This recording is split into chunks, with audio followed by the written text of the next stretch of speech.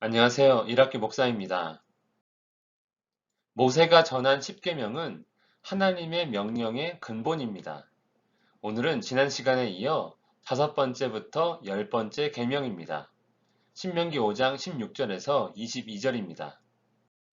5번째 계명은 내 부모를 공경하라입니다. 그런데 다른 계명과 다르게 특별한 점이 있습니다. 그것은 바로 유일하게 10계명 중 약속이 있다는 점입니다. 내 부모를 공경하라. 그리하면 내 하나님 여호와가 내게 준 땅에서 내 생명이 길고 복을 누리리라. 이것은 5번째 계명이 가장 중요함을 의미합니다.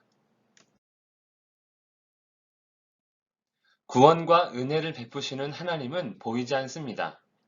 그럼에도 하나님의 백성은 하나님을 경외해야 합니다.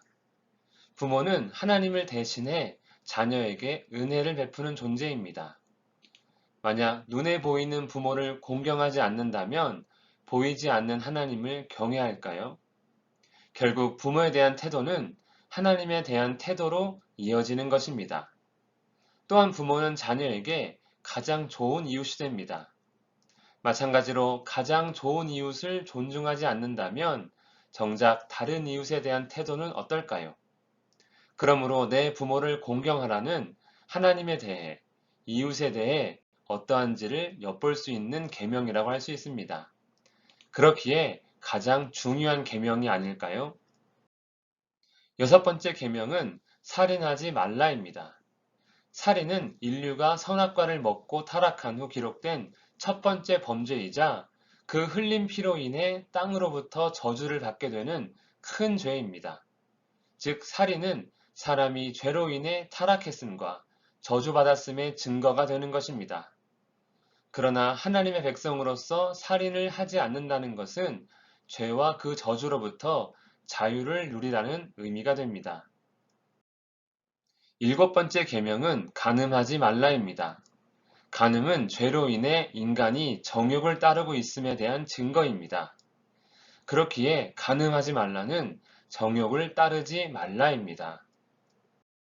8번째 계명은 도둑질하지 말라입니다.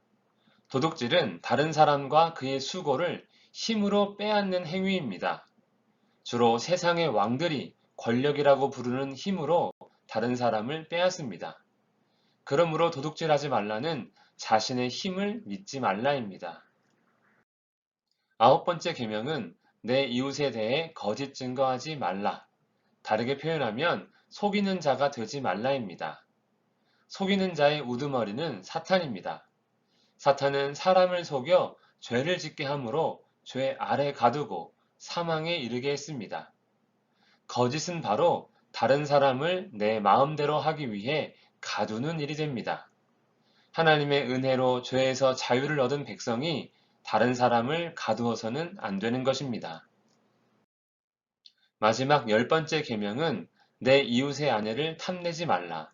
그리고 이웃의 모든 소유를 탐내지 말라입니다. 탐심은 죄의 본성이라고 할 수 있습니다. 하지만 사람은 탐심을 이루어 복을 누린다고 생각합니다. 그러나 복은 탐하는 데 있지 않고 베푸는 데 있습니다. 하나님은 자기 백성이 진정한 복을 누리기를 원하는 것입니다. 10계명, 정말로 하나하나 모두 중요한 명령입니다. 그런데 이 명령을 그냥 하신 것이 아닙니다. 산 위에 불 가운데, 구름 가운데, 흑암 가운데서 큰 음성으로 하셨습니다. 매우 근엄한 명령이요, 무엇보다 중요한 명령임을 의미합니다. 또한 그것을 두 돌판에 써 주셨습니다. 반드시 지켜야 하는 명령인 것입니다. 하나님의 백성은 하나님의 뜻대로 하나님을 섬겨야 합니다. 그리고 이웃을 사랑해야 합니다. 세상의 원리가 아닌 하나님의 원리를 따라 살아감으로 하나님의 영광이 되어야 하는 것입니다. 기도하겠습니다. 살아계신 하나님 아버지, 하나님의 뜻을 깨닫고 하나님의 뜻대로 순종하며 하나님을 기쁘시게 하며 복을 누리는 우리가 되게 하옵소서. 예수님 이름으로 기도합니다. 아멘.